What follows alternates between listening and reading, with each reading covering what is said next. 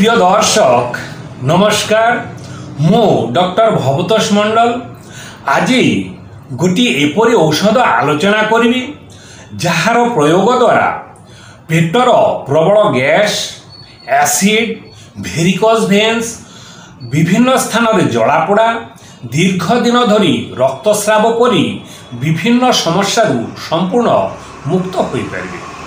ଆଜିର ଆଲୋଚ୍ୟ ଔଷଧଟି ହେଉଛି କାର୍ବୋଭେଜ। ଏହି ଔଷଧଟି ଭେଜିଟେବୁଲ କାର୍ବନ ବା କାଠ କୋଇଲାକୁ ଗୁଣ୍ଡ ଓ ଶକ୍ତିକୃତ କରି ପ୍ରସ୍ତୁତ କରାହୁଏ। କାର୍ବୋଭେଜ ଔଷଧଟି ସାଧାରଣତଃ ନୂତନ ରୋଗରେ ଅଧିକ ବ୍ୟବହାର କରାହୁଏ।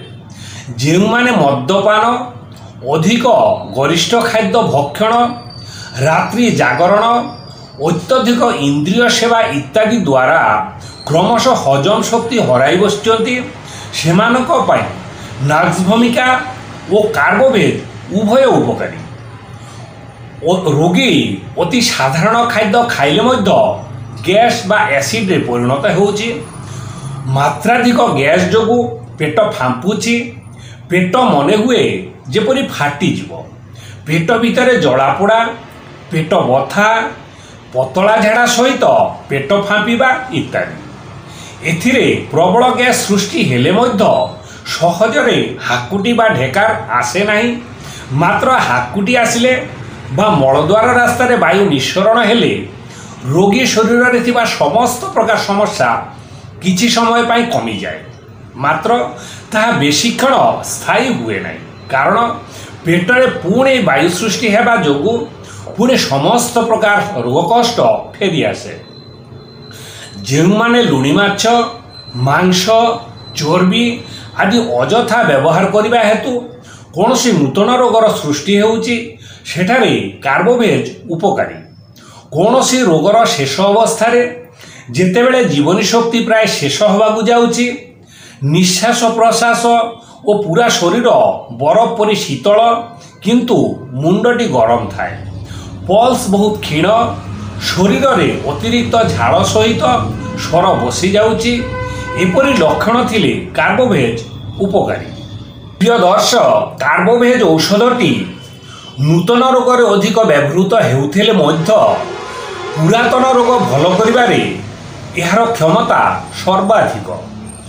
ଯେଉଁ ରୋଗ ରୋଗୀ ଶରୀରରେ ଧୀରେ ଧୀରେ ପ୍ରବେଶ କରେ, ରୋଗୀର ଅଜ୍ଞାତରେ ଆସି ରୋଗୀଠାରେ ବିଭିନ୍ନ ପ୍ରକାର କଷ୍ଟଦାୟକ ସମସ୍ୟା ସୃଷ୍ଟି କରେ, ସେହି ରୋଗରେ ଏହା ଅଧିକ ଫଳପ୍ରଦ।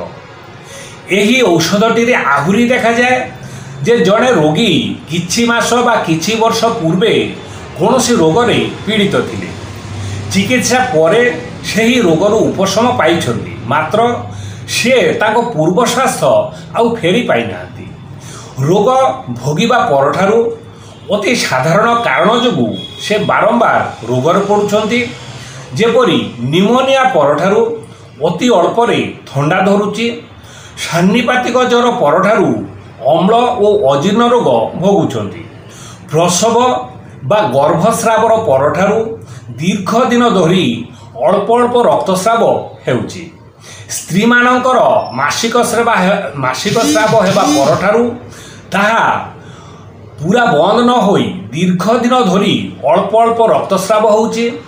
ଏପରି ଅବସ୍ଥାରେ କାର୍ବୋଭେଜ ବହୁତ ଉପକାରୀ। ପ୍ରିୟ ଦର୍ଶକ, କାର୍ବୋଭେଜ ଔଷଧଟିରେ ମନ୍ଥର ବା ଧୀର ଗତି, ଆଳସ୍ୟ ଓ ଶିରାସ୍ଫୀତି ଆଦି ଦେଖାଯାଏ। ଶରୀରର ସବୁକିଛିରେ ଗତି ଯେପରି ଧୀର ହୋଇଯାଇଛି। ପ୍ରିୟ ଦର୍ଶକ, କାର୍ବୋଭେଜ ଔଷଧଟିରେ ପ୍ରତ୍ୟେକ ପ୍ରଦାହଯୁକ୍ତ ସ୍ଥାନରେ ଜଳାପୋଡ଼ା ହେବାର ଦେଖାଯାଏ।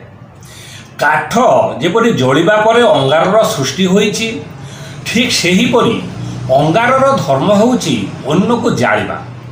ଶିରା, ମସ୍ତକ, ଚର୍ମ ଆଦିରେ ଜଳାପୋଡ଼ା, ପ୍ରଦାହଯୁକ୍ତ ସ୍ଥାନରେ ଜଳାପୋଡ଼ା, ଶରୀର ଥଣ୍ଡା ଝାଳ ବହୁଥିବା ବେଳେ ମଧ୍ୟ ଶରୀର ଭିତରେ ଜଳାପୋଡ଼ା ହୁଏ। ଶରୀର ଯେତେ ଶୀତଳ ହୁଏ, ରୋଗୀର ଶରୀର ଭିତରେ ଜଳାପୋଡ଼ା ସେତେ ଅଧିକ ହୁଏ। ଏଣୁ ଶରୀର ଥଣ୍ଡା ଥିଲେ ମଧ୍ୟ ରୋଗୀ ପବନ ପାଇବାକୁ ବ୍ୟାକୁଳ ହୁଏ।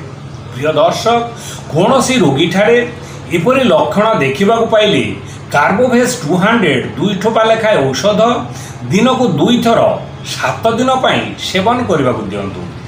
जो मैंने ठीक भाव में भिडटी बुझीपारना भिडटी को बारंबार देखूँ तथापि बुझी न पारे आम ठिकाण जोगाजोग करतु। आम ठिकाना हूँ doctor Bhabatosh Mandal Mandal homeo and research Gandhi छक केन्दुझर। मोबाइल नंबर 8280093659 और 8249954435।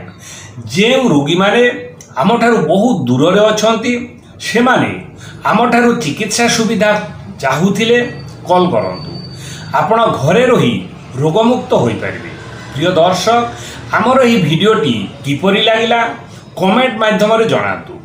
जदि भल लगी तेबे भिडियोटी को लाइक एवं शेयर करी निजे सुस्थ हवा सहित अन्य रोगी को सुस्थ हवा को सहयोग करंतु। आउ आपण आम चैनल नूतन दर्शक होइथिले परवर्ती भिडियो गुडी को पाइबा पाई एही चैनल को सब्सक्राइब करंतु। धन्यवाद।